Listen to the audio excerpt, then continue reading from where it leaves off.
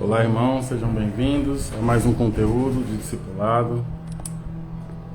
Eu te convido se você já está assistindo pelo YouTube, deixe seu comentário, curta esse vídeo, compartilhe com seus amigos. Uma boa forma de você ser participante é você compartilhar, é você enviar esse vídeo para amigos, os contatos do WhatsApp, os contatos do Instagram. Dessa forma você está colaborando não somente com o ministério, mas principalmente com o espalhar desse conteúdo que tem libertado pessoas, tem ajudado as pessoas a amadurecer na fé e na vida cristã. Waltermir, seja bem-vindo. Eu convido você também a ser participante intercedendo por nós. Pegue o nome do ministério, meu nome, da minha esposa. Procure-nos para saber os nossos conteúdos, o que nós temos feito, como nós temos atuado no corpo de Cristo. Dessa forma você pode interagir conosco.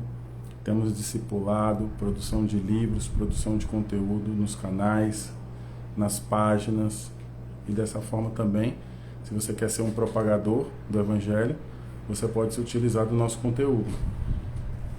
Quero mostrar aqui para vocês que ainda não conhecem. Esses aqui são os livros que eu escrevi. Esse é o primeiro, Livres na Vinda do Senhor. R$ 64,90 frete grátis, tá? Então, esse aqui para qualquer lugar do Brasil. Esse aqui é o mesmo livro, só que em inglês, ó. Livres na Vinda do Senhor, versão em inglês. Esse é o último que eu tenho. Todos os outros, né, os irmãos que estiveram aqui da Indonésia levaram. E você pode adquirir esse aqui para dar de presente para algum amigo seu de outro país que fale inglês fluentemente, ou para você também treinar o seu inglês. R$ 64,90 frete grátis. Meu segundo livro, em português, Vasculhando as Profundezas do Seu Coração, olhando para o que não se vê, quem você seria se só lhe restasse sua fé em Jesus. Esse livro é sensacional, R$ 64,90 frete grátis. O terceiro, Paternidade Restaurada, manifestando o caráter de Deus. Essa aqui já é a nova edição, com uma nova introdução. Se você também pedir, R$ 64,90, frete grátis. Sensacional esse livro. Quarto livro, esgotado, A Reforma do Espírito. Eu só tenho dele em Ribeirão Preto, com um irmão lá que vende, e com uma irmã em Fortaleza. Se você quiser hoje esse livro, ou você pede o meu aqui, eu te dou um desconto, e te vendo o meu que está aberto, tá? Tá marcado, mas tá novinho. Aí eu faço para você R$ 50, com frete incluso. Ou você pode pedir o novo, e eu peço que o irmão lá de Ribeirão Preto ou de Fortaleza envie para você. Quinto livro, Destronando o Bezerro de Ouro, fala sobre idolatria. Esse livro também sensacional, tem ajudado muitos líderes a entenderem como se utilizar dos recursos estruturais da igreja em favor do reino. R$ 64,90 frete grátis. E o mais novo, esse aqui é devocional, é o último, tá? 31 dias para revolucionar a sua vida. É uma devocional. 313 páginas, R$ 69,90 frete grátis. Eu só tenho mais 5 desse aqui, ó. Tá? Todos que vieram já foram vendidos. Então eu vou pedir mais do Reforma do Espírito. São 6 livros ao total, um em inglês, 7. E o sétimo eu terminei hoje, conteúdo, estou relendo ele. Vou ler aí 176 páginas aproximadamente, que vão se tornarem mais de 200, umas 220 páginas. Já li a metade hoje, amanhã eu leio outra metade, envio para a editora e começa aí o procedimento para produção dele. Se você quiser colaborar, R$ 1.500 a produção na editora e depois a impressão, né? se você quiser ser participante. Pastor, eu já comprei seus livros, eu participo financeiramente, eu sou ofertante, ou eu não sou ofertante, mas eu comprei os livros, mas eu quero dar uma oferta para produção desse novo livro aí. Amém. Não quero participar com oferta, quero comprar um livro para ser participante financeiramente através adquirindo livros. Ótimo. Não vou participar financeiramente, eu quero orar por vocês. Continue orando, é muito válido. Se você também compartilha o nosso conteúdo, você está com certeza nos ajudando também, tá? Então tem muito conteúdo aqui para você, né? Eu recomendo que, se você tem condições, você compre todos de uma vez. Pode até me procurar aí para perguntar aí se eu comprar todos. Eu vou montar um combo, né? Que a pessoa comprar todos aí, fazer com um desconto, um combo. Mas você não está perdendo dinheiro de forma nenhuma, porque não é só uma questão de investimento, sabe? A gente precisa expandir nossa mente. Não é uma ajuda e não é somente um investimento financeiro em termos de reino, mas é um investimento no seu crescimento, na edificação da sua fé, na expansão da sua mente, da sua mentalidade, o seu entendimento em relação à sua vocação, seu chamado, maturidade cristã, a liberdade em Cristo, vida no Espírito. São vários fundamentos. Então, além de você estar sendo participante financeiramente, além de você estar de alguma forma atuando aí de forma direta, você também está construindo aí conhecimento que foi adquirido na minha vida ao longo dos 15 anos de evangelho, participando de plantação de igreja, missões, evangelismo, pastoreio, vida, casamento, paternidade e todo tipo de situação ao qual eu aprendi, né? O que eu vou trazer para você são conceitos práticos, fundamentos aplicados, né? Experiências pessoais, experiências ministeriais que vão te ajudar a edificar aí a construção da sua fé e da sua vida cristã. Dentro disso de tudo que eu falei, eu vou discorrer aqui sobre 2 a 3 perguntas frequentes que nós recebemos, porque hoje eu só estou fazendo essa live porque foi cancelada aqui a minha aula das 7, e aí eu decidi fazer esse conteúdo, até porque eu estou formando o terceiro discipulado, né? Eu tenho um discipulado de 60 vídeos, eu tenho um segundo curso de 60 vídeos e agora eu estou montando o terceiro de 60 vídeos. Então esse conteúdo aqui vai para o terceiro. E o que tem acontecido, né, já há anos comigo, e nessas últimas semanas aí, essa última semana principalmente, e algumas situações da semana passada que eu conversei com uma irmã e ela estava me falando sobre algumas pessoas que saíram da igreja e que estão dizendo coisas, que ouviram coisas porque ficaram sabendo de determinadas coisas, e a gente nunca sabe o que é fofoca, o que é verdade, e as pessoas saem da igreja indignadas, aí dizem que estão com Jesus, mas se revoltam contra as instituições. Eu já passei por isso também, eu sei como é, né? Então, assim, a gente precisa, para todo problema, em Deus a gente encontrar uma forma de lidar com ele, né? Tem coisas que não existe regra, não existe um livro, uma receita, um protocolo. Você precisa, de acordo com a era e o tempo que você vive, encontrar sabedoria em Deus para lidar com o problema do momento, né? Se a gente for pegar muitos acontecimentos que a gente tem vivido agora, nesse tempo, a gente poderia chamar de uma suposta apostasia. É possível, depende do contexto do entendimento da apostasia, porque da mesma forma que o entendimento de avivamento ele é distorcido, o entendimento de apostasia também. Porque avivamento, né, a gente fala, tá vindo, eu desde quando eu me converti 15 anos atrás, mesmo antes de eu ser cristão, eu escutava muitas pessoas falarem assim, está vindo um avivamento, né? Eu acredito que existem avivamentos de tempos em tempos, né? Se você for ver na história da igreja, ocorreram vários avivamentos, mas foram avivamentos em pontos específicos, né? Os morávios, por exemplo, na região lá da Morávia, que é ali entre a Alemanha, hoje onde a República Tcheca, né?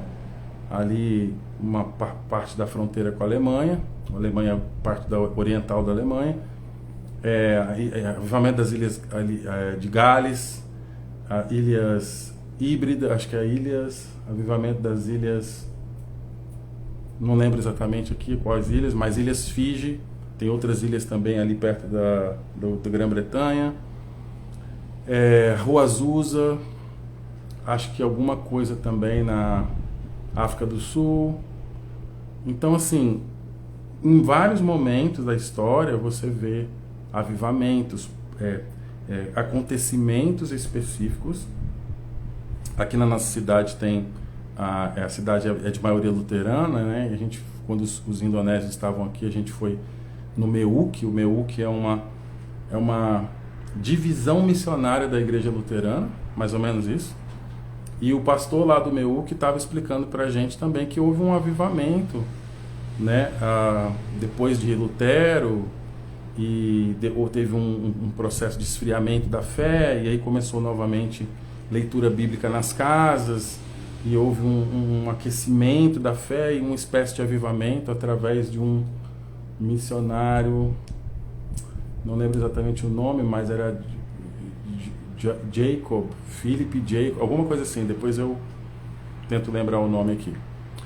E ele foi uma espécie de avivamento também na Alemanha, e aí surgiu esse movimento, né, que hoje é o MEUC, que é uma espécie de movimento missionário.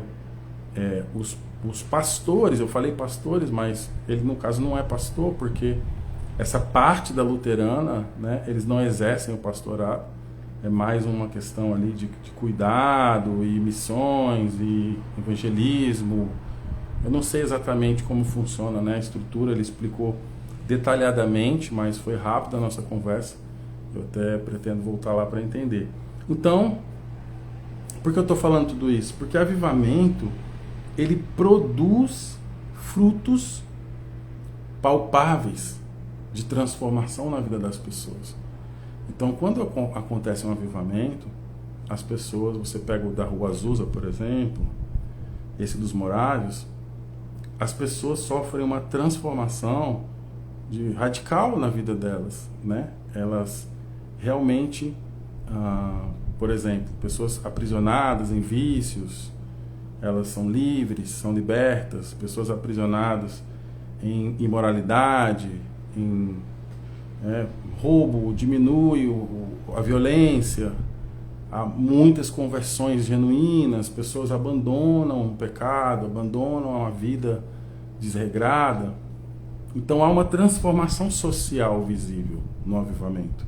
Isso você pode ver no filme também, que eu recomendo, um documentário, tá? Chama O Avivamento das Ilhas Fiji.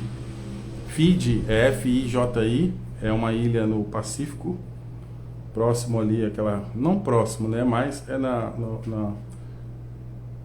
tem ali Tahiti, Samoa, Nauru, Fiji, Tonga, Vanuatu. Tem ali a Polinésia Francesa, tem uma outra parte ali, perto da Nova Zelândia. A gente fala perto, são muitos quilômetros, né? Mais perto em questão da região do globo. Então, você vê o documentário, há transformações sociais, há transformações físicas. Por exemplo, rios que eram poluídos nas ilhas, é um arquipélago, né, Fiji. Esses rios apareceram com as águas limpas, cristalinas. As frutas cresceram num tamanho fora do comum, inclusive fora de época. Os prisioneiros das cadeias começaram a se converter, os políticos das cidades se converteram. O primeiro-ministro fez lá teve um evento nacional e ele recomendou a nação a Jesus Cristo, ou ele como autoridade nacional, né, entregou a nação ao senhorio de Jesus Cristo. Então, até hoje você pode ver resquícios, porque esse avivamento foi na década de 90, você vê resquícios dessa transformação, porque Eu até percebi que em 90, agora na eleição, perdão, eleição, na Olimpíada de Paris, acho que foi a última, né? O time de rugby, não sei se foi de rugby, mas o time de feed, não me lembro exatamente qual esporte, provavelmente eu não sei se o rugby está na Olimpíada, né? Mas eu sei que eles cantaram junto com o hino de feed, eles cantaram alguns hinos cristãos, porque há ainda uma identidade cristã na ilha por causa desse avivamento. E esse avivamento começou quando o país se encontrava em uma situação de caos, uma briga muito grande entre etnias, né? Que eram os Islanders, aquele povo ali que nasceu ali, que tem uma fisionomia semelhante a, por exemplo, não sei se alguém já viu, mas os indígenas da Nova Zelândia são os Maoris, né? Então é uma característica ali das ilhas de Samoa, por exemplo, Fiji. Há uma característica específica daquele povo, que eles chamam de Islander, né? Islanders, e um grupo que vive lá, né, também, que é de origem indiana. E havia uma espécie de conflito entre essas etnias, principalmente em questões do governo, e esses conflitos geravam muita violência e problemas aí na nação. Então, os pastores das igrejas denominacionais, por exemplo, Batista, Congregacional, Assembleia de Deus, várias metodistas, eles se reuniram, né? Não lembro exatamente agora quem foi primeiro na casa do outro, mas eles foram convocando os líderes da cidade para fazer um evento no ginásio lá da cidade, da capital, né? E eles decidiram começar a adorar a Deus com 24 horas, e ali juntaram, fizeram rodízio, né? Fizeram escalas de oração, de adoração, de culto e em unidade, ou seja, que é o que a gente já deveria ter entendido isso desde Jesus Cristo, né? Mas a gente não entendeu ainda que o que nos une é Cristo. E se nós entendermos a divindade de Cristo, né? A obra da cruz, a ressurreição, a justificação pela fé, o batismo, a ceia, essas coisas principais aí da vida cristã, da vida que eu falo, da comunhão entre os irmãos, as outras questões secundárias, denominacionais, institucionais, não poderiam nos separar.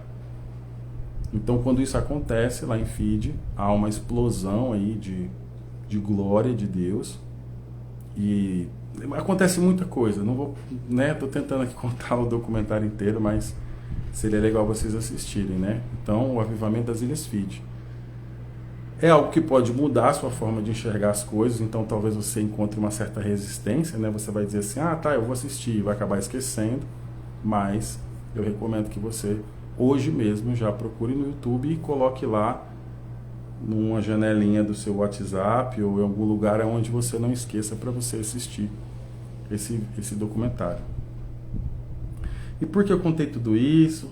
Pensando em quê, né? Preparando seu coração.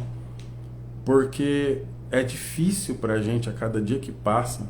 Eu me considero um cristão, eu me considero fervoroso. O fato de eu não congregar como eu congregava antes, né? Eu sempre fui uma pessoa que vivi dentro da igreja, de segunda a segunda-feira. E hoje eu vou a cada 15 dias aí em algum prédio, vamos dizer assim, cultuar dentro de um culto, talvez uma vez por mês, uma vez cada 15 dias. Não trabalho diretamente com a instituição em si, trabalho indiretamente, porque diariamente eu treino pessoas, é um discipulado, mas é um treinamento de maturidade, é um ensino, né? E são pessoas que são leigos, líderes, pastores, desigrejados, afastados, revoltados, indignados, tem diferentes tipos de pessoas que creem em Jesus Cristo, mas que nesse momento eles se encontram com algum tipo de dificuldade de caminhar rumo ao amadurecimento, ao crescimento, né?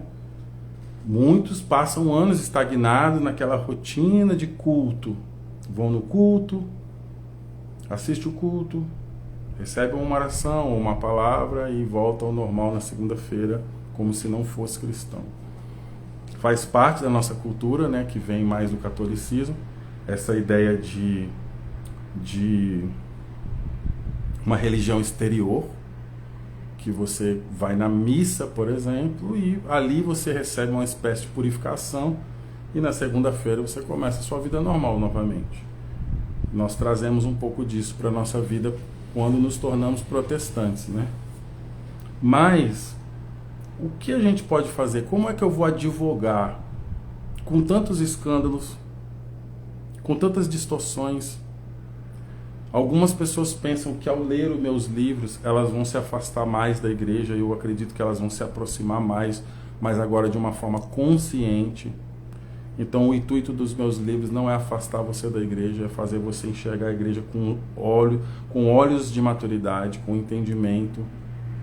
E só que vai ficando difícil para a gente advogar hoje em dia o congregar físico, né? Aquela questão de envolvimento com a instituição e participação direta nas atividades institucionais. Por quê? Porque a gente entra no impasse. Veja só, se você ensinar a verdade que liberta e a pessoa for liberta e os olhos delas forem abertos, elas não vão aceitar mais certas coisas e elas vão sair. Se você for falar com uma pessoa que teve os olhos abertos para ela voltar, ela não vai entender o porquê você está falando aquilo. Porque ela vai olhar para você e dizer, mas peraí, você sabe que isso não condiz. Por que você está mandando eu ir para a igreja, né, para congregar? Aí a minha resposta, às vezes, eu tento advogar, porque eu ainda acredito que não pode ser que em algumas cidades não exista um lugar para você ir, mas eu sei que cidades maiores têm mais opções. Sempre vai ter um lugar, porque Deus sempre vai ter filhos dele em todas as cidades. E aí a gente fica naquela coisa assim, procure uma igreja, né, para você congregar, porque é bom você ter comunhão com seus irmãos. A igreja não é ruim de tudo. A gente procura trazer a pessoa ao quebrantamento de entender que ela é luz e que ela tem que ser participante, porque se aquilo está ruim, com ela pode melhorar. Só que tem acontecido coisas e algumas instituições têm tomado um caminho tão fora do Evangelho que ao eu recomendar essa pessoa que entre ali e fique ali, contradiz tudo que eu acredito, contradiz tudo que eu escrevi nos meus livros. E eu também não posso falar para ela, viva a sua vida isoladamente, porque nós crescemos quando nós enfrentamos e lidamos com as situações difíceis e complexas. Hoje eu não frequento uma igreja, vamos dizer assim, semanalmente, porque eu desenvolvo um ministério. Olha para você ver que interessante. Eu desenvolvo um ministério, trabalho diariamente com isso, escrevo livros sobre o assunto, dou aula sobre o assunto, mas se eu, a não ser a igreja em Balneário Camboriú, que é do meu amigo pastor José Carlos, ou a igreja Mevan em Blumenau, que eu vou às vezes, a não ser essas duas igrejas que deixam eu congregar, tomar ceia com eles, sem ficar tentando me incluir nas atividades da igreja, sem me colocar uma responsabilidade pastoral ou uma responsabilidade com as atividades. Então, quando eles me veem lá na igreja em Blumenau, por exemplo, eles sabem que eu sou um pastor, que eu desenvolvo um trabalho aqui em Pomerode e tal. Então, eles me recebem, me cumprimentam, vejo até a alegria deles de nós estarmos lá, mas eles não me convidam assim, olha, vai ter algo, não sei o quê, vem cá, quer fazer parte disso, fazer parte daquilo? Não, eles não me convidam, porque eu conversei com eles sobre isso, então tá tudo bem. A igreja do José Carlos, em Balneário Camboriú, é uma igreja que reconhece meu ministério, reconhece meu chamado, reconhece minha unção, apoia meu trabalho. Então nós temos uma vida de comunhão. Por exemplo, a gente vai lá uma vez por mês. Nunca chegamos aí mais do que uma vez por mês, mas a gente diz até que congrega lá. Eu tenho essa igreja como a igreja que eu congrego, porque é quem eu tenho mais afinidade, o José Carlos é alguém que eu escuto, eu respeito a opinião dele, então é alguém que pode falar algo comigo e eu vou considerar o que ele está falando. Então a gente tem uma certa liberdade de conversar, e a igreja dele, que tem outros pastores, entendem o que eu vivo ministerialmente. Então eu posso ir lá. E agora, esse final de semana, agora que é Páscoa, ele estava vindo com ele, a esposa e 2 casais de pastores. Ele não vai poder vir, tem uma viagem para São Paulo de última hora, e os 2 pastores, os 2 casais de pastores dele vão vir para cá, para minha casa, para passar a ter comunhão aqui. Então nós temos essa, vou chamar de maturidade relacional, ministerial. Mas, tirando isso, eu tenho dificuldade às vezes justamente por isso, porque eu gostaria de congregar numa igreja que eu pudesse ir assistir o culto, participar, fazer amizade, mas hoje a denominacionalização, ela tem se tornado semelhante a time de futebol, por exemplo. Se você é de uma outra igreja, por exemplo, se eu sou de uma igreja, eu não posso ir na outra.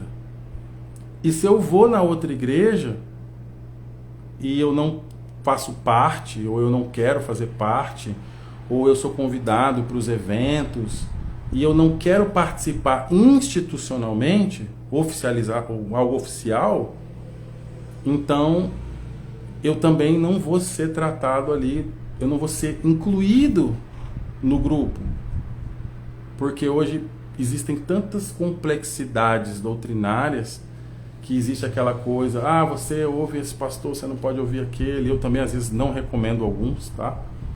Mas aí aquela questão, você é de qual igreja? Fulano, o pastor roubou as minhas ovelhas, e a ovelha fulano está indo na igreja tal. Então, infelizmente, irmãos, a maior parte do meu público, sei lá, 90% que assiste meus vídeos, porque meus vídeos no canal eles ficam abertos por esse aqui, por exemplo, vai ficar uns 3 meses, depois ele vai ficar oculto de novo, porque ele vai para o curso.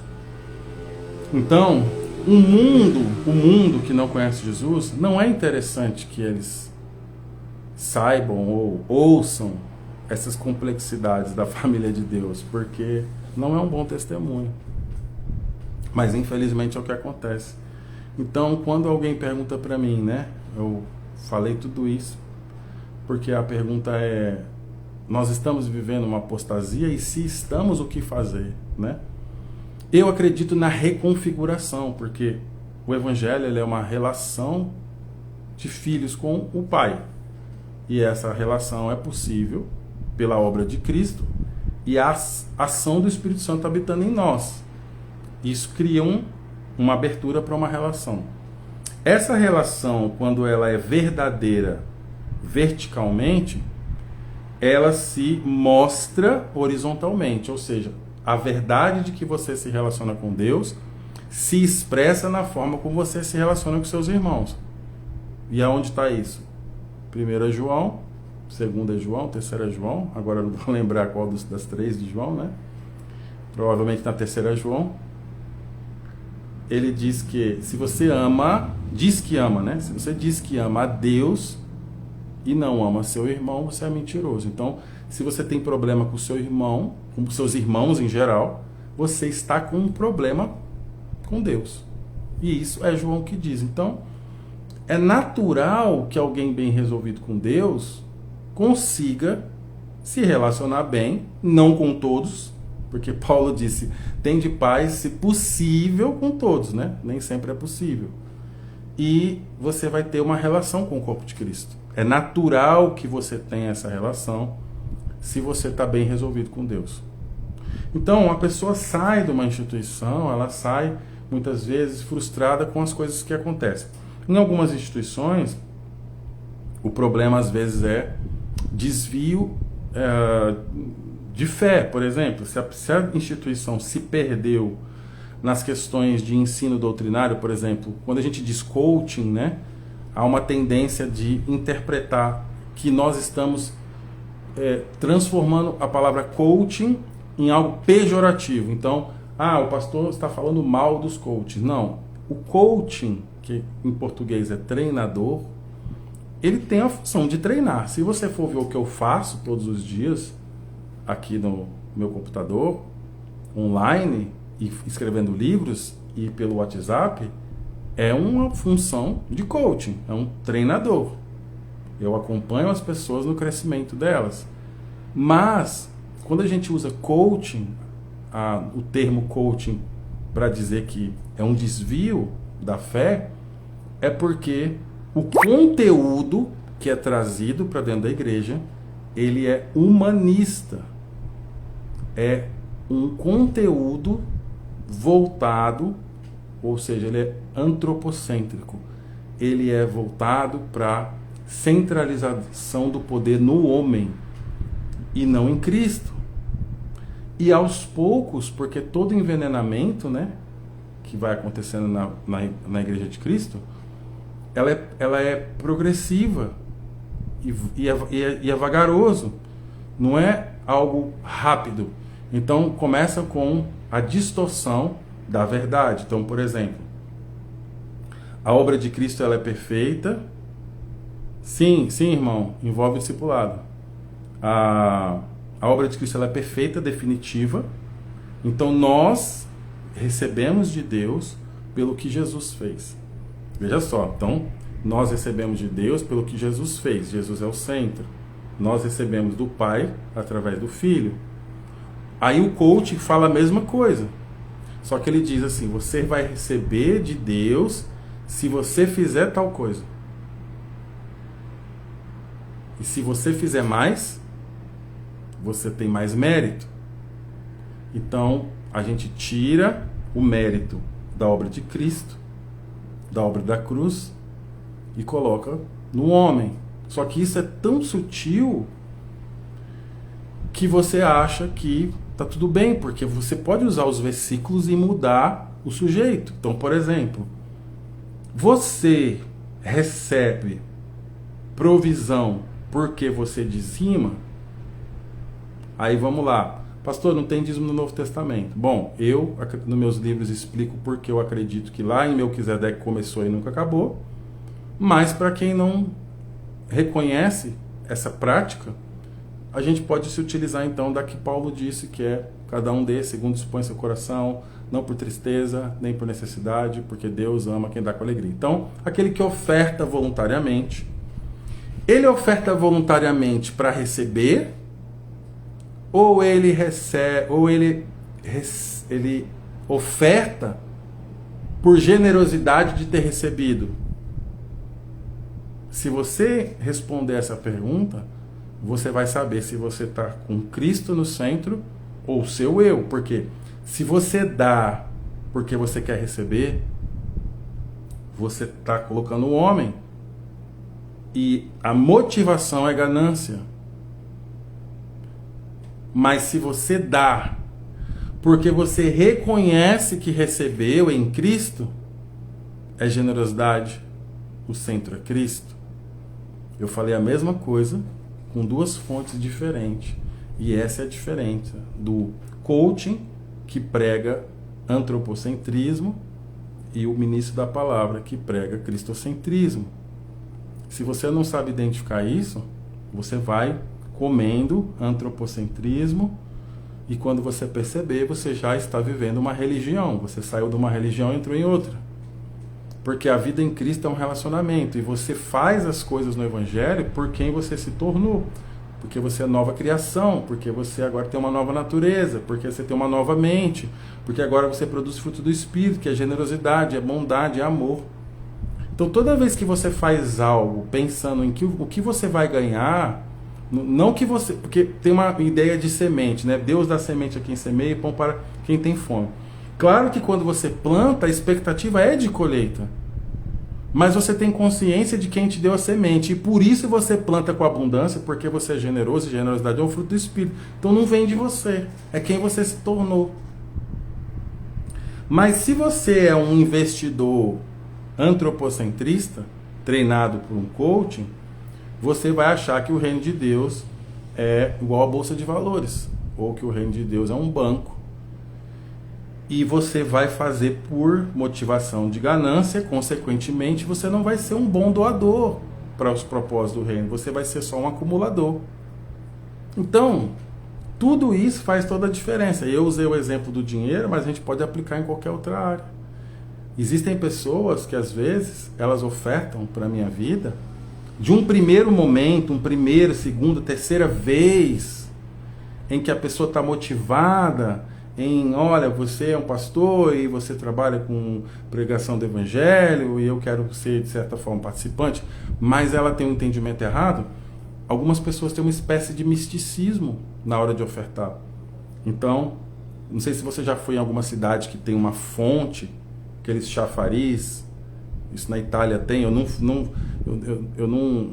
fui na Itália só no aeroporto, eu não andei pela Itália, mas a gente já viu em filmes, né, em televisão, tudo, que as pessoas jogam uma moeda e faz um pedido. Às vezes aqui no Brasil também, chega lá num lugar que é meio místico, porque aqui é onde não sei quem, uma vez, tal, tá. Aqui diz a lenda que se você jogar uma moeda e fizer um pedido, seu pedido será atendido. Então tem pessoas que acham que é assim também. Você vou fazer uma oferta pro Léo e vou fazer um pedido, porque ele é um homem de Deus e Deus vai me atender. É onde entram as meias verdades. O problema da meia verdade é que é grande chance dela se tornar uma mentira. Por quê? Primeiro que o que traz, né? Jesus disse: se você pedir ao meu Pai, se você pedir ao Pai em meu nome, né? Então é a fé. Em primeiro lugar é a fé. A fé produz uma ação. A ação de ofertar por generosidade produz fruto. Só que a nossa motivação diz aonde isso vai me levar. Entende? Então, você fez uma oferta e você fez um pedido. Tudo bem, vou orar por você. Mas eu preciso te explicar que você, se deseja ofertar, você deve ofertar em primeiro lugar. Eu não sou um guru, eu não sou uma estátua para colocar uma moeda no meu pé e fazer um pedido. Mas quando você oferta a um pastor, a alguém que você reconhece como autoridade espiritual, você deve ofertar pensando que você está ofertando ao Senhor, porque foi Ele que te deu e você está reconhecendo que Ele que é poderoso para responder à sua fé. E é claro que alguém que ora por você com fé e recebe aquilo em mãos, entendendo que é algo que você está entregando em amor, adoração e reconhecimento a Deus, ela ora ali em nome de Jesus por você. Mas o principal é entender que o centro de tudo que a gente faz é em Cristo e o que Cristo produz em nós.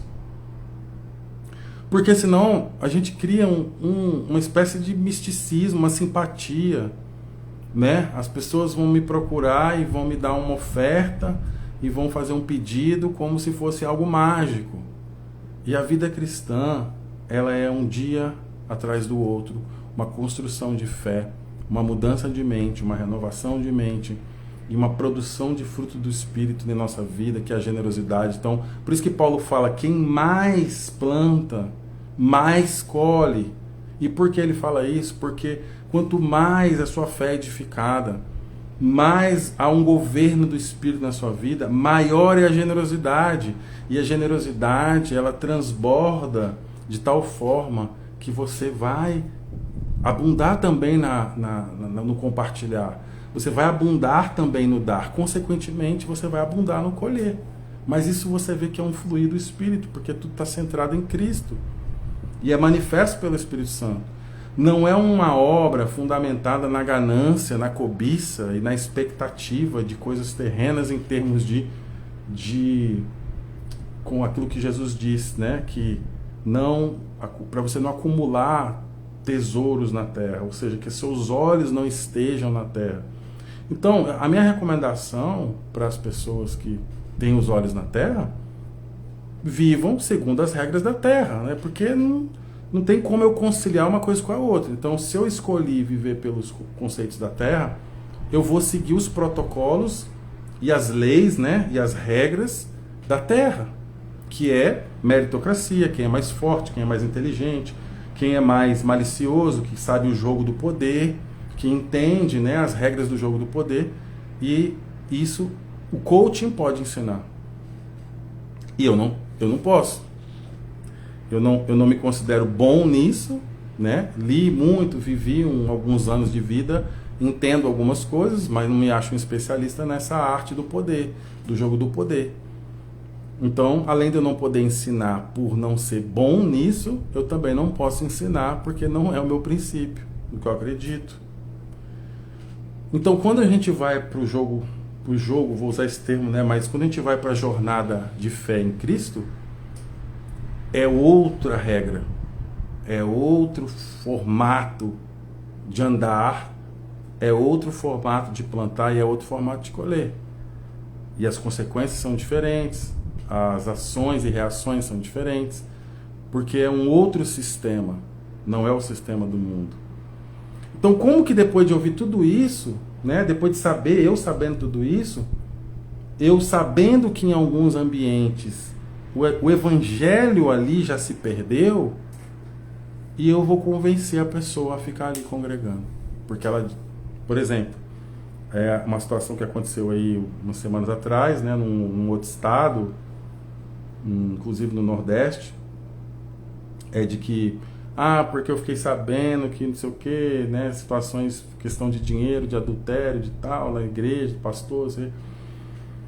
O que eu consigo recomendar para essa pessoa? Olha, em primeiro lugar, a sua decepção, ela é normal no fator humano, a gente se decepciona, se frustra, porque as nossas expectativas estavam erradas, porque nós devemos ter expectativas, mas nós devemos ter expectativa da forma correta. Por exemplo, eu espero que a pessoa faça tudo certo, mas a minha confiança está no Senhor.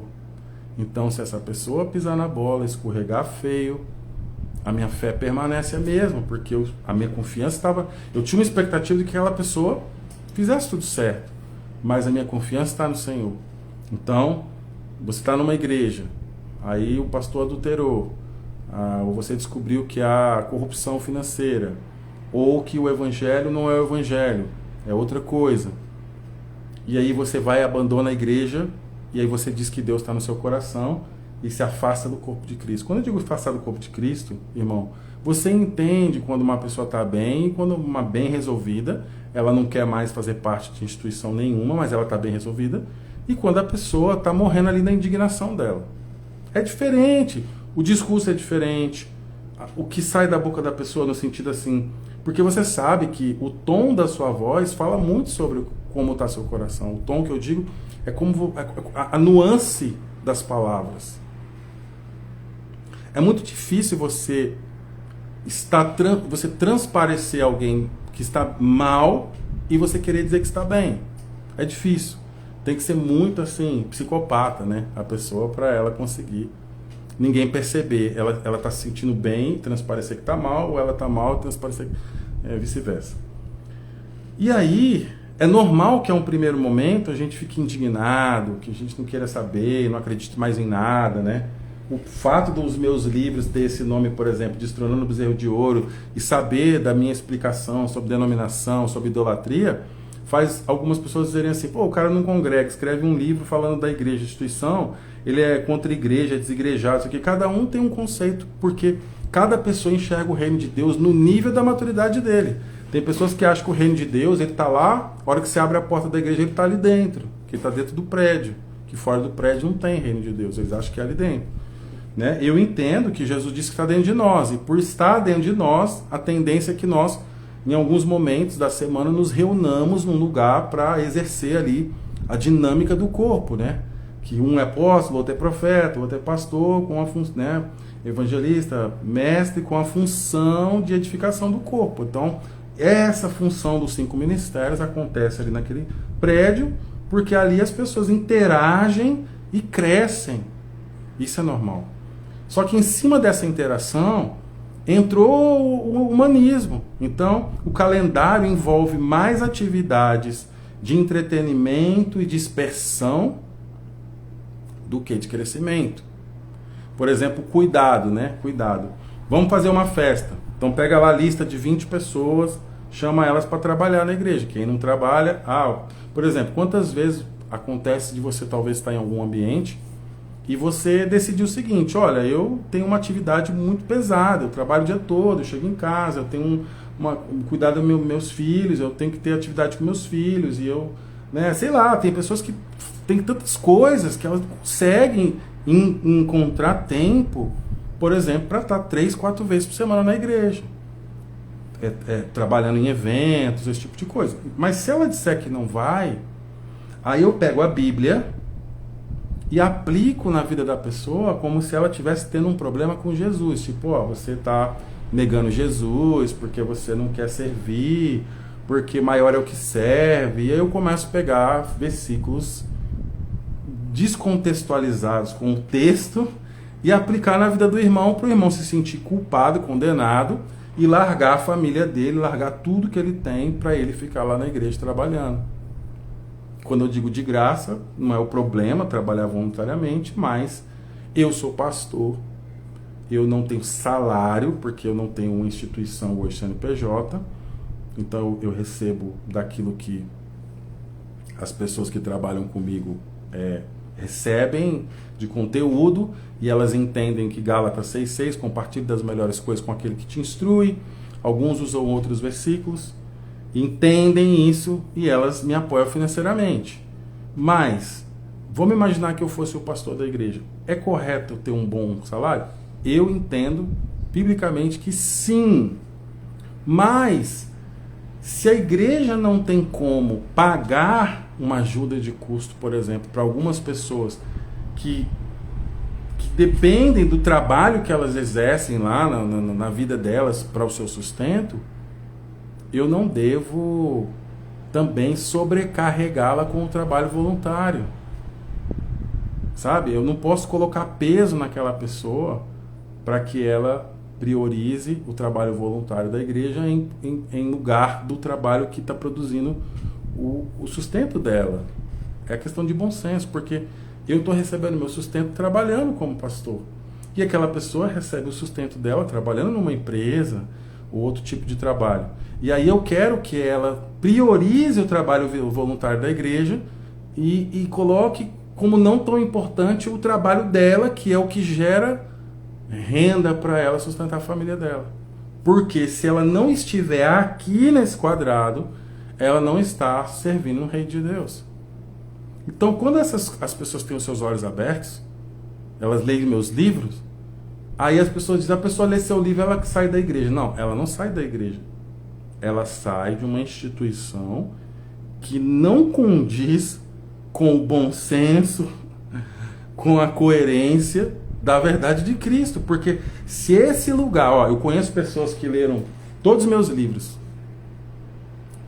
Eu não vou citar nome porque eu não perguntei para a pessoa, mas 2 pessoas, depois que leram todos os meus livros, elas se tornaram líderes melhores em suas igrejas.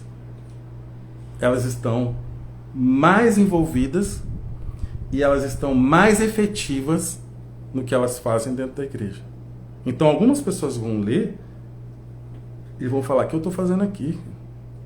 Infelizmente, por isso que alguns pastores, eles desconfiados já, eles não recomendam meus livros, tá? Mas tem pastores que, além de recomendar meus livros, eles pegam os líderes deles da igreja e colocam para fazer discipulado comigo. E eu entendo tanto o corpo de Cristo que os líderes dele fazem o discipulado comigo e volta para a igreja melhor, trabalhando lá com ele. Não fica comigo. Eu não sou recrutador de ninguém. Mas existe pastor que, se você fizer o curso com ele, ele te recruta. E eu não recruto ninguém para sair da igreja e ficar comigo. Inclusive, se a pessoa entender o que eu estou falando e o que eu estou escrevendo, e a igreja dela estiver centrada em Cristo, na coerência, no bom senso, na boa fé, essa pessoa vai frutificar muito mais lá. E é isso que poucas pessoas entendem. Então, irmão, sinceramente, quanta coisa eu falei para responder uma pergunta, né? Mas, sim, eu acredito que nós estamos na apostasia. Sim, eu acredito que deve reconfigurar o corpo de Cristo, ou seja, se for para você ficar num lugar onde não tem evangelho, não tem verdade e corrupção financeira. Quando eu digo corrupção financeira, porque o ministério se torna um meio de como é que fala? Escalada social, né? Um meio de introduzir. Quando a igreja se torna poderosa numa cidade, ela introduz os líderes em lugares aonde eles não entrariam se eles não tivessem esse poder e influência. Inclusive na política hoje, uma igreja grande que tem poder, uma igreja, sei lá, por exemplo, dependendo do lugar, 10 mil votos, coloca um vereador, dependendo do lugar, não sei lá, 40 mil votos, coloca um deputado. Então, se essa igreja ela é grande e esses líderes se envolvem com a política, eles podem entrar no jogo do poder também, inclusive elegendo pessoas em troca de favores. Isso acontece. Aí alguém abre os olhos, o Espírito Santo abre os olhos, ela sai desse lugar por ver que ali não é um lugar onde Cristo é o centro e isso se reflete através da vida da liderança e a culpa é de quem pregou a verdade para ela, né? Então, geralmente, a pessoa que está fazendo a coisa errada, né, ela vai ter que achar um culpado. Então, por que as pessoas querem sair da igreja? Por que essas pessoas não se perguntam por quê? Tem algo que eu estou fazendo que está fazendo com que as pessoas vejam dessa forma como elas estão enxergando? Ou as pessoas que estão enlouquecendo? Porque é muito fácil você dizer o diabo enganou a pessoa, o diabo levou a pessoa embora. Não. Ah, mas Deus não tira a pessoa da igreja. Não, Deus não tira a pessoa da igreja de Cristo. Mas Deus pode tirar a pessoa da sua instituição. Porque os olhos dela podem ser abertos, né? Eu sempre falo para as pessoas, quer fazer uma oração poderosa e é 100% de certeza que ela vai ser respondida. Pai, eu quero a verdade. Eu quero a verdade, não importa como, doa quem doer, me mostra a verdade. Se você orar isso aí, vai acontecer muita coisa na sua vida, porque tem coisa que está na sua cara e você não está vendo, porque você não tem esse desejo da verdade. Você tem desejo, às vezes, porque existem muitos ambientes que são convenientes. Então, eu gosto de ir lá, eu gosto das festas, eu gosto da música. Não, é legal, assim, nossa, tem muito evento, eu gosto demais. Ótimo. Considere, então, um lugar de lazer. Mas a igreja ela tem uma função específica. Ela é refletir a glória de Deus através da verdade de Cristo na vida dos seus integrantes. Nós somos membros do corpo de Cristo. Então, você que está assistindo, compartilha aí, porque dá para a pessoa pegar o finalzinho agora. Que eu vou fazer uma oração. Você que está assistindo aí, se eu esquecer da oração, escreve aí, ó. Pastor, a oração. Então, apostasia, né? A questão dos desigrejados. Em algumas vezes eu vou recomendar sim que a pessoa comece um grupo na casa dela, tá? E teve situações que eu fiz isso, ainda vou fazer, vou continuar fazendo. Porque quando a pessoa chegar para mim e disser, pastor, não dá mais, olha, tá acontecendo isso, e tem igreja que os irmãos me contam certas coisas, eu não faço pré-julgamento tolo, porque às vezes as pessoas vêm retratar algo para você e aí ela põe ali a versão dela, mas eu procuro averiguar aquilo que está sendo dito. E tem lugares, irmãos, que inclusive parece que é muito mais feitiçaria do que evangelho. Feitiçaria. Tem lugar que parece que Teve essa semana mesmo uma pessoa me ligou de madrugada, a madrugada era meia-noite. E aí ele estava indignado. Eu fui para a igreja lá e tal, e me instigaram a entrar num negócio lá, era pirâmide, e aí eu vendi meu carro e tal. Claro, ele também teve ali, né, ele quis ganhar dinheiro ali, ele acreditou, ele achou que era um negócio, né? Teve ali a parte dele também de querer o dinheiro. Mas quando o negócio quebrou lá e ele perdeu tudo, aí a igreja disse, mas a gente não tem nada a ver com isso. Então, quando estava acontecendo um negócio ali dentro, né, inclusive aquele negócio de bebom, não sei, foi anos atrás, mas a pessoa veio me contar ontem, veio me falar por que está longe da igreja, por que não quer saber mais de igreja, de pastor, de nada. E aí eu ia falar o quê? Eu ia advogar o quê pro cara? Falar para ele, volta lá? Com certeza, eu falei, que eu sempre falo, você já perdoou o pastor, perdoou a pessoa, tal, tá tudo bem no seu coração, mas como é que eu vou mandar essa pessoa congregar? Sabe, tem coisas, eu vejo pessoas às vezes que vêm na minha casa e tem os dois extremos, né? Eu tenho irmãos na fé que são amigos, vêm aqui em casa, a gente conversa, eu gosto deles, sei que eles gostam de mim, eles não gostam de igreja, instituição, de nada. É eles, a família e irmão na fé.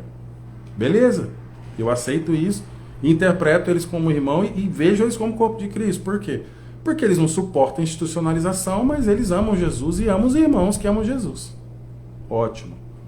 Já tem o outro extremo, que você só é crente se você estiver lá morando dentro da igreja. Então, esse é o outro extremo. Mas são meus irmãos também. Lido com eles, gosto deles, só não entro na deles. Só que esses irmãos do extremo da igreja, eles vêm falar para mim, você não pode falar para a pessoa não congregar. Eu falei, irmão, não estou falando para a pessoa não congregar. Eu só estou tentando fazer ela não perder a fé. Porque tem lugares que, se você insistir, vamos imaginar que a pessoa tem uma consideração por mim. Eu falo, irmão, confia em mim, fica aí, continua aí, permanece, perdoa, ame. Aí vou aquele discurso de amor, né? Porque quando a casa cai, o discurso é, tem que amar, irmão, você tem que amar, né? Eu não amei, mas eu peço que você ame. E aí eu falo para aquela pessoa ficar. Ela vai ficar mais um pouquinho, né? Só que quando ela sair, ela não confia mais na instituição, ela não confia mais em ninguém, inclusive em você que ela confiava. Então eu prefiro instruir da forma correta. Irmão, vamos fazer o seguinte, eu já fiz isso com algumas pessoas. Vamos fazer o seguinte, vamos fazer uma aulinha comigo por semana, vamos assistir uma aula comigo, assistir meus vídeos, e a gente vai conversando, e a pessoa vai sendo curada, vai passando a indignação dela, ela vai adquirindo bom senso, e ela vai ficando mais tranquila, até que ela encontre um lugar, ou ela encontra um lugar bom, ela fala, nossa, tem um lugar que eu tô indo aqui que eu tô gostando. Eu falo, ufa, glória a Deus. Ou eu vou falar para ela assim, aí, não, então, tem uma amiga minha que tá querendo se reunir aqui em casa pra gente ler a Bíblia e orar. Glória a Deus também. Então eu falo, olha, se precisar de mim, posso ajudar vocês, se vocês se sentirem assim, não precisamos de pastor. Amém também, então a gente se relaciona como irmão na fé. E aí, qualquer coisa, eu estou à disposição. E aí a pessoa forma o grupo dela lá e Deus começa a trabalhar e Deus cuida dessas pessoas. Então a rigidez do extremismo, da religiosidade, sabe, essas coisas só tá machucando as pessoas. As pessoas que têm um pouquinho mais de bom senso não suportam mais hipocrisia. O que é hipocrisia? Prega bonito, tem carismático. Os pregadores de YouTube, eles são treinados, eles têm aula de oratória, eles colocam dente bonito, eles fazem botox, eles fazem, hoje em dia, glória a Deus, né? Eles têm cabeleireiro, maquiagem, tem quem cuida da vestimenta deles. Então tem toda uma construção para você se apaixonar. Só que você pode produzir em 1 hora um discurso bonito, carismático e cheio de unção. Vou te falar por que cheio de unção. Porque a unção é produzida ao longo da nossa jornada de fé. Existe uma unção na minha vida que eu recebi de Deus e ela vai sendo expandida ao longo do tempo que eu ando naquilo que Deus me propôs. Eu estava conversando com a minha esposa hoje. A unção que opera enquanto eu ensino, ela é operante. Então eu posso estar aqui em casa, aí eu brigo com a minha esposa, dou um soco na cara dela, dou uma rasteira nela, pego a panela, jogo na janela, quebro o vidro, chuto o cachorro, xingo o vizinho, dou um tiro pra cima, e aí eu entro aqui pro quarto, fecho a porta, ligo aqui e dou uma aula tranquilo. E você não vai saber de nada. E você vai dizer, nossa, que sabedoria. Por quê? Porque foi o que foi me dado para fazer e é operante da minha vida. Só que Jesus disse, os sinais são para os incrédulos, não é? São para os incrédulos. Então é uma ferramenta. Mas o caráter de Cristo revela Cristo. Os dons revelam o poder.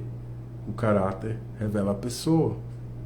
Então, ideal é que os dois apareçam, o caráter e os dons. Mas, se um só tiver que apareça o caráter. Por quê? Porque a pessoa de Jesus Cristo é a revelação de que Ele nos transformou, é a revelação de que eu sou realmente um com Ele de forma manifesta, ou seja, você consegue ver frutos na minha vida, frutos de transformação, que Jesus disse, aprendei de mim que sou manso e humilde. Então, você vê uma pessoa orgulhosa sendo quebrada diariamente, você vê uma pessoa endurecida que pela força do constrangimento em amor de Cristo, ela se arrepende e ela te procura, e ela pede perdão, e ela reconhece que errou, e ela te chama para andar junto, e ela consegue enxergar que em algum momento ela errou e ela foi injusta com você, ou você com ela. Então esse tipo de coisa são frutos visíveis, você consegue ver, você fala, nossa, fulano é muito duro, e de repente você vê o Espírito Santo quebrando, e você fala, nossa, aquela pessoa ali, ela realmente foi transformada, porque hoje olha como ela é quebrantada, né? Ela era uma pessoa que ela mal falava bom dia, e hoje olha como ela é atenciosa, ela mudou com o marido, ela mudou com a esposa, mudou com os filhos, né? Não chuta mais o cachorro, né? Não joga mais as coisas para cima. Essa transformação é a evidência de Cristo em nossa vida. O dom, ele é dado e é irrevogável. Ou seja, você recebeu o dom. Pronto, você vai fazer isso pro resto da vida, irmão. Onde você chegar, você vai fazer e vai acontecer. Mas isso não diz nada. Isso não diz nada. O mundo hoje, quanto mais o testemunho de Cristo, porque existem duas formas do mundo. Jesus disse que o mundo iria nos odiar porque odiou primeiro a ele. Mas existem duas formas de você gerar ódio do mundo expresso, que o mundo revide contra nós. Duas formas. Através de viver a verdade ou da hipocrisia. Por quê? O mundo se revolta com a sua verdade porque a verdade na sua vida revela as obras más deles. Por causa disso gera indignação. Então, por exemplo, se você viveu uma vida correta com a sua família, cuidando dos seus filhos, falando sobre os fundamentos da paternidade, não sei o quê, o mundo vai te odiar porque isso é contrário a tudo que eles querem fazer. Outra forma, e que tem acontecido muito no Brasil, é o mundo odiar a gente por causa da hipocrisia da igreja. Por quê? Fala contra a ganância e é ganancioso. Fala contra as coisas do mundo e vive no mundo. Fala contra a futilidade do mundo e é fútil. Então o mundo se revolta contra a hipocrisia. É desejável que nós sejamos perseguidos por andar na verdade. E não a verdade religiosa, né? Aquela pessoa chata, que ela é cheia de justiça própria. A verdade que eu digo é a luz que brilha em nós ofusca as pessoas, as más obras. E é isso gera perseguição. E é bom que isso aconteça, mas a obra, a perseguição por causa das más obras da igreja, por causa da hipocrisia, por causa do desvio de dinheiro, por causa, né, das coisas que a gente tem visto, isso não. Isso envergonha Cristo, envergonha o Evangelho, envergonha os irmãos, porque nós somos da família. Então, se eu faço algo, respingue você. Porque quando alguém vê você na rua e souber que você é evangélico e eu estou fazendo alguma coisa, ela vai... mesmo que eu esteja fazendo, ela vai ter você também por quem faz. Então, tudo que alguém estiver fazendo hoje, se tem algum pastor hoje que está saindo na televisão, abuso religioso, abuso sexual, adultério, corrupção financeira, quando eu vou na rua e as pessoas perguntam para mim, eu já escutei já assim, não na minha cara, você é um ladrão, né? Mas indiretamente as pessoas dizerem, pastor é tudo ladrão, só quer o dinheiro do povo, vai trabalhar, vagabundo, preguiçoso, não sei o que. Você começa a escutar essas coisas. Por quê? Porque eu faço isso? Eu sei que não, eu conheço minha vida. Mas porque alguém faz e nós somos da mesma família. Então, meu chamado, né, eu falei tudo baseado em 2 perguntas, a da apostasia e como que a gente lida, como que a gente reconfigura essa questão da igreja. Mas acredito que é suficiente, tudo que a gente falou aqui, eu tenho mais umas 5 lives para fazer ainda, é o suficiente para você entender que algo precisa ser feito primeiro na sua própria vida. Tem muita gente querendo revolucionar muita coisa, né? É uma frase aí que não é minha, mas eu vou usar ela, que quer salvar o mundo, quer revolucionar o mundo e não arruma a própria cama. As pessoas não cuidam da própria casa, não cuidam da própria família, e elas querem mudar a sociedade, elas querem mudar o país, elas querem fazer uma reforma na igreja, elas querem mudar a igreja. Não, eu não quero mudar nada. Eu estou mudando minha vida diariamente em Cristo, convido as pessoas a caminharem com a gente para também participar desse crescimento, desse amadurecimento, e eu auxilio pessoas que não estão encontrando um lugar, que elas perderam completamente a esperança, né? É difícil hoje mesmo, dependendo da cidade, se eu conheço a cidade, eu não sei como faço para recomendar, sabe? Porque salvação, acho que toda igreja que pregar batismo vai ter salvação, toda igreja que pregar cura vai ter cura, toda igreja que pregar milagre vai ter milagre, e faz parte da vida cristã, milagre, cura e salvação, que é o principal. Mas o difícil depois é a vivência dentro da igreja.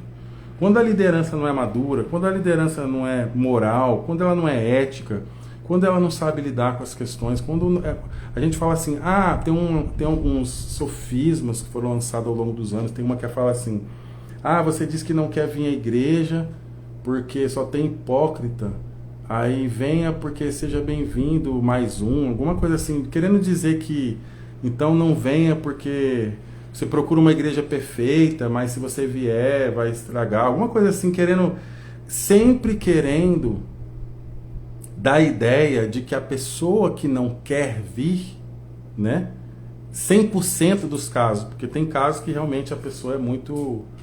Aí a pessoa é orgulhosa, ela tem as barreiras dela e ela tem as justificativas dela para não ir. Não é porque a igreja é tão ruim. Mas não é 100% dos casos. Então, a maioria dos casos são pessoas realmente foram maltratadas, injustiçadas, ultrajadas, usurpadas, né? Enganadas, foram escravizadas. E aí, como é que você vai advogar? Aí, se você não conhece aquele ambiente, se você não sabe como é aquela liderança, aqueles pastores, os líderes, você vai pôr sua mão no fogo e falar, não, irmão, vai lá, congrega lá, ame eles e perdoe eles, se aquela pessoa que você está mandando ir não é madura. Porque se ela for, ela vai, ela lida com o problema. Porque quem é maduro vai chegar no ambiente, se gostar, fica, se não gostar, ela não vai jogar. O maduro não culpa ninguém. Ele lida com o problema. Ele entra, se gosta, fica, não gosta, sai. Se quer ficar e não gostou, vai conversar com fulano, quer conhecer o pastor, vai procurar saber quem é. Ele vai se virar lá para dar um jeito, para dar certo. Se não der certo, ele sai. Uma boa. Não vai jogar culpa em ninguém. Mas a maior parte dessas pessoas que a gente acaba tendo que encaminhar são pessoas imaturas, novas na fé, ou são antigas, mas muito machucadas. E aí você precisa sim ser delicado, ser cuidadoso, não recomendar para qualquer lugar, não jogar ela em qualquer canto para ela congregar, porque você só vai aumentar o problema na vida dela. Então, na ânsia de números, as pessoas estão muito com aquela ideia assim. Já escutei cada coisa. Ah, sai 10, entra 20. Então é só número. Esses 10 saíram por quê? Ah, porque são rebeldes. Então tá bom, pode ser que seja. Aí depois mais 10, depois mais 10. Aí passa um ano, mais 50. Passa um ano, mais 100. Então o mundo, né? Tá todo mundo rebelde.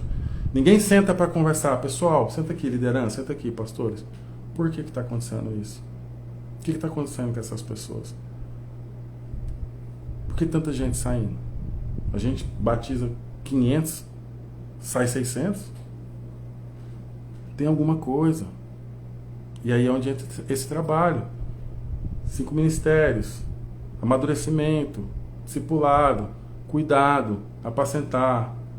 Liderança só é colocada quando é experimentada. No quê? No trato com pessoas.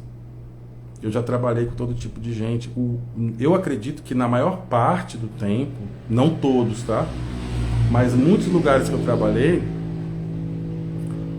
naquele momento eu não era o mais maduro. Não era o mais maduro. Tinham pessoas mais maduras. Só que as pessoas, quando elas chegam a um determinado grau de maturidade, elas saem desses ambientes. Porque elas dizem assim, olha, o sistema de trabalho de um lugar onde Cristo não é o centro e o objetivo não são pessoas, você vai olhar para aquilo ali, você vai sentir... Vou até um termo que eu estava hoje de manhã pensando. Quando você começa a ver a estrutura de poder do mundo, né? Você pega aí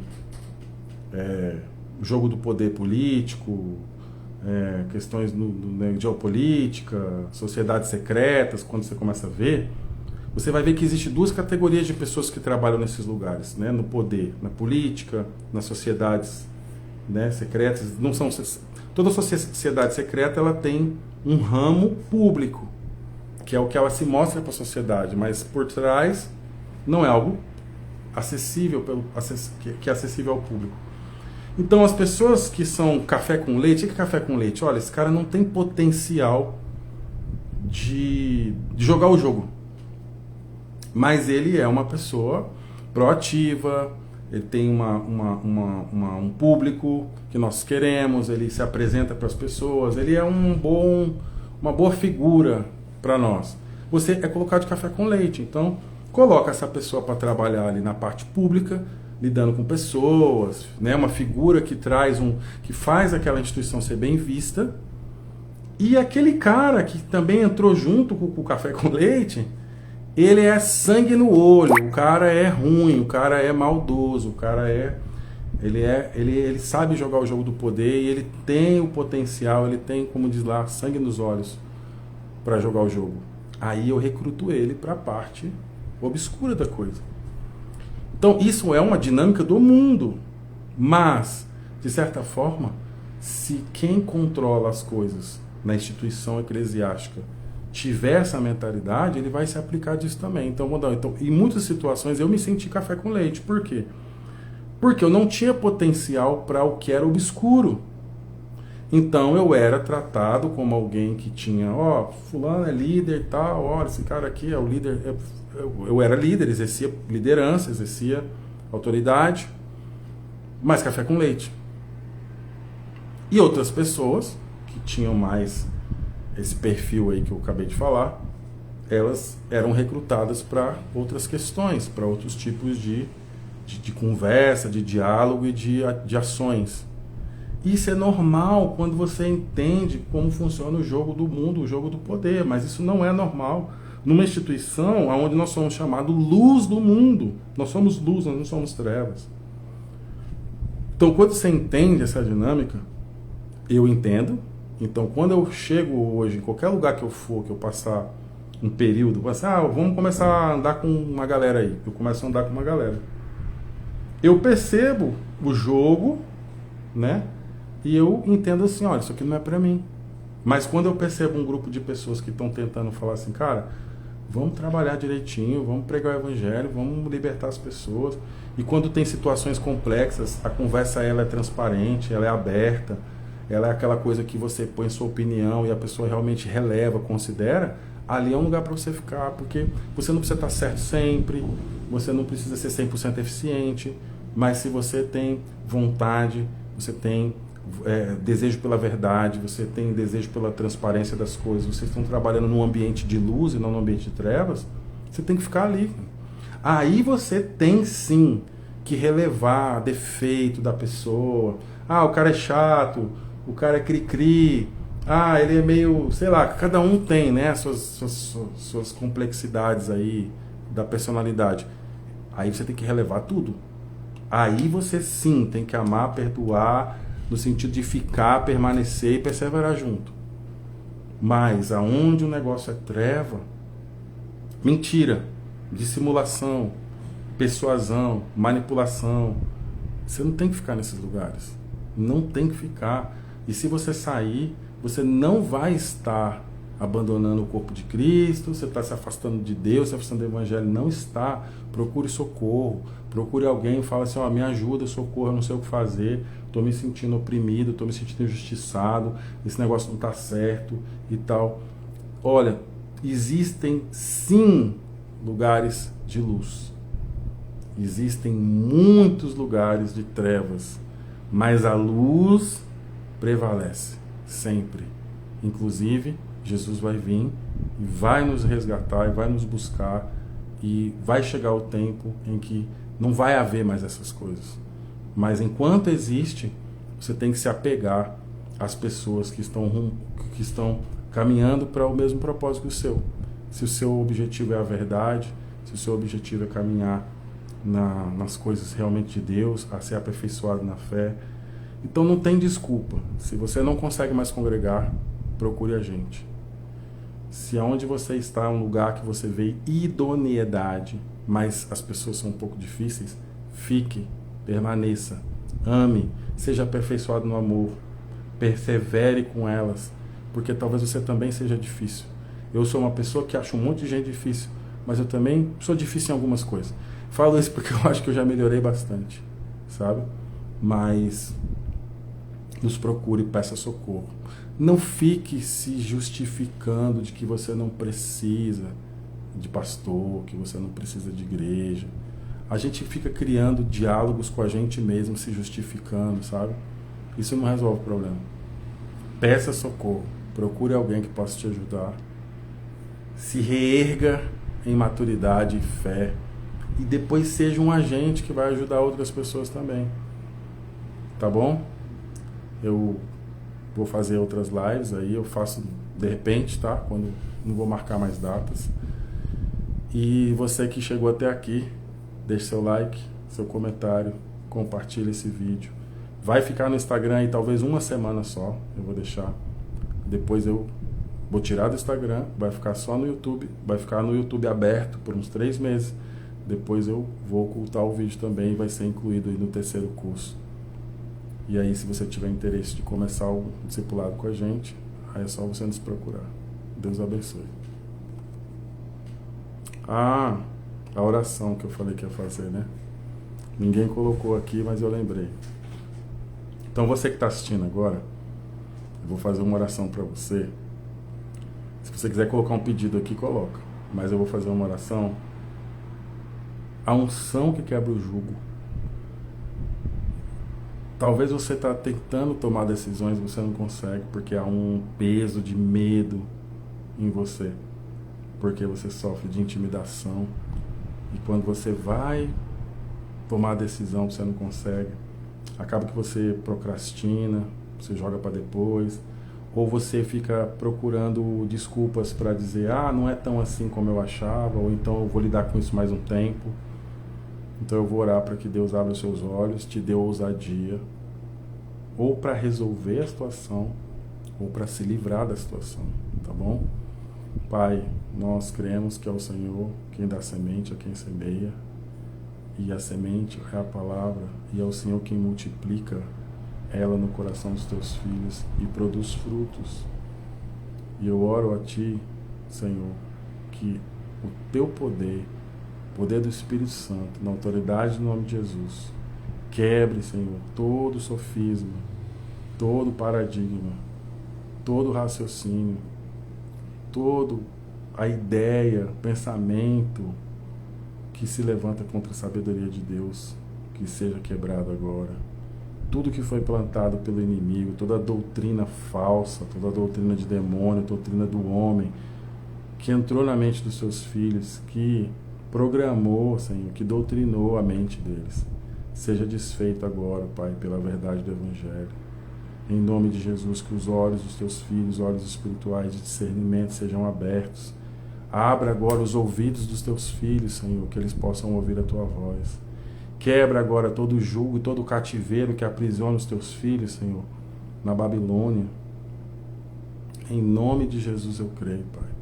Eu te agradeço por libertações, por testemunhos, por milagres e curas. Que eles sejam curados na mente, Pai. Que eles sejam curados no coração. Se há mágoa, se há feridas, se há carência, que seja preenchida pelo teu amor. Que as feridas sejam curadas pelo teu bálsamo. Em nome de Jesus Cristo, eu declaro e eu creio, Senhor, e eu vejo essa verdade viva na vida dos teus filhos. Em nome de Jesus. Amém.